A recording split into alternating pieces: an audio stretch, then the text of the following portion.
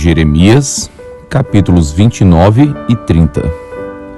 São estas as palavras da carta que o profeta Jeremias enviou de Jerusalém ao resto dos anciãos do cativeiro, aos sacerdotes, aos profetas e a todo o povo que Nabucodonosor havia deportado de Jerusalém para a Babilônia. Isso aconteceu depois que saíram de Jerusalém o rei Jeconias, a rainha mãe, os oficiais, as autoridades de Judá e Jerusalém e os carpinteiros e ferreiros. A carta foi levada por Elasa, filho de Safã, e por Gemarias, filho de Ilquias, os quais Edequias, rei de Judá, tinha enviado à Babilônia a Nabucodonosor, rei da Babilônia. Ela dizia o seguinte: Assim diz o Senhor dos Exércitos, o Deus de Israel, a todos os exilados que eu deportei de Jerusalém para a Babilônia. Construam casas e morem nelas, plantem pomares e comam o seu fruto. Casem e tenham filhos e filhas. Escolham esposas para os filhos de vocês e deem as suas filhas em casamento, para que tenham filhos e filhas. Aumentem em número e não diminuam aí na Babilônia. Procurem a paz da cidade para onde eu os deportei e orem por ela ao Senhor, porque na sua paz vocês terão paz. Porque assim diz o Senhor dos Exércitos, o Deus de Israel: Não se deixem enganar pelos profetas e adivinhos que vivem no meio de vocês. Não deem ouvidos aos sonhadores que sempre sonham segundo o desejo de vocês. Porque eles profetizam falsamente em meu nome. Eu não os enviei, diz o Senhor. Assim diz o Senhor: Logo que se cumprirem para a Babilônia 70 anos, atentarei para vocês e cumprirei a promessa que fiz a vocês, trazendo-os de volta a este lugar. Eu é que sei que pensamentos tenho a respeito de vocês, diz o Senhor. São pensamentos de paz e não de mal, para dar-lhes um futuro e uma esperança. Então vocês me invocarão, se aproximarão de mim em oração, e eu os ouvirei. Vocês me buscarão e me acharão quando me buscarem de todo o coração. Serei achado por vocês, diz o Senhor, e farei com que mude a sorte de vocês.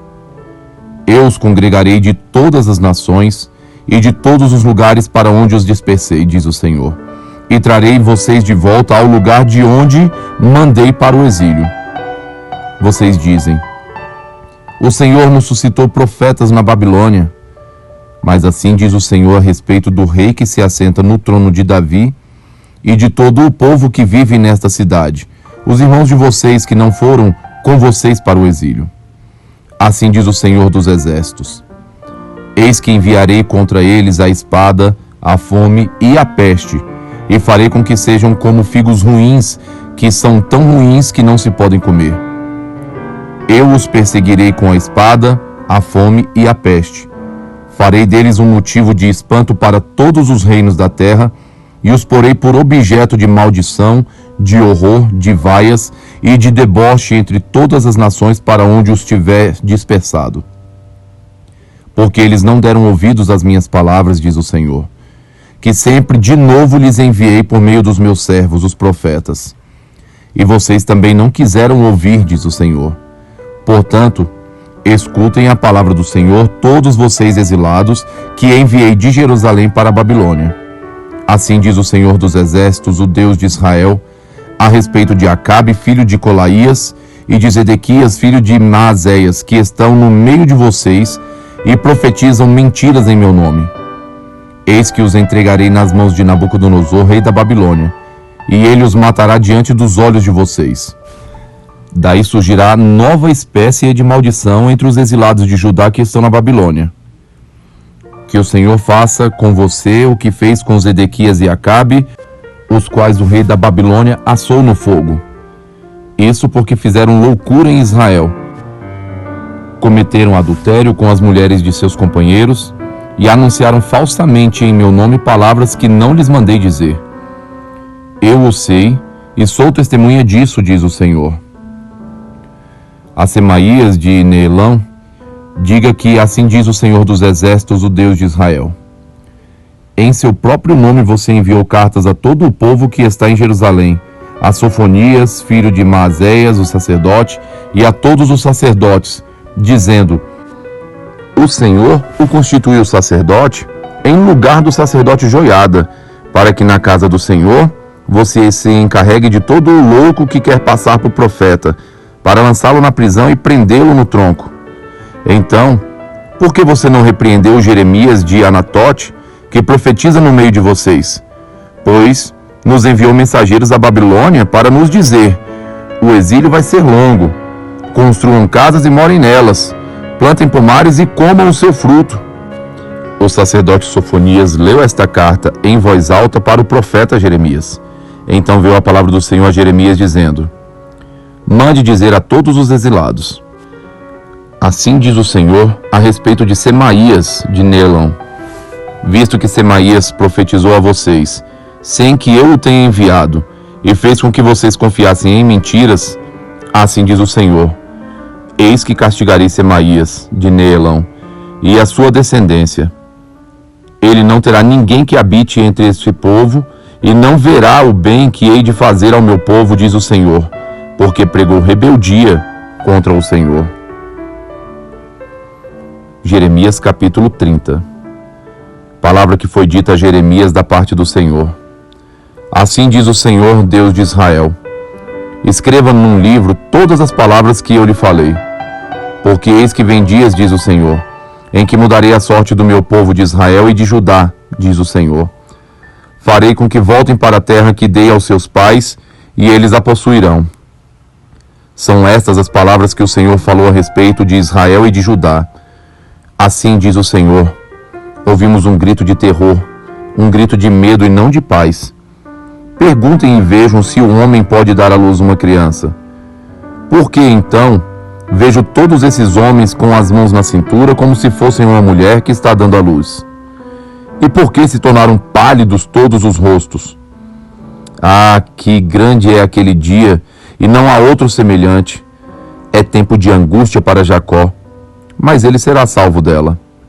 Naquele dia, diz o Senhor dos Exércitos, eu quebrarei o jugo que está sobre o pescoço de vocês e despedaçarei as correias. E nunca mais estrangeiros irão escravizar este povo, que servirá ao Senhor seu Deus e também a Davi, que lhes darei como rei.